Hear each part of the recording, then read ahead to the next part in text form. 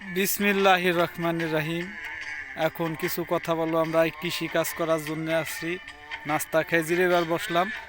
তা বাউল সরকার নাকি ফাউল একটা বিটা গান গাইতে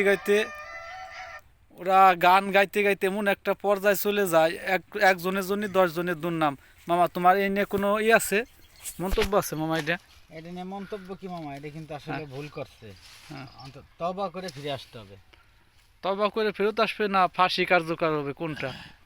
না, আল্লাহ যদি মাফ করে, আর আমরা তো বান্দা, মাফ চাইলে মাফ পাইতে পারি, কিন্তু তার জন্য সে তওবা করে ফিরে আসতে হবে। একটা কথাই কই, সেটা হলো কি আল্লাহ পাক যেন তার হেদায়েত দান করে আর যেন সে দিনের পথে ফেরত আসে।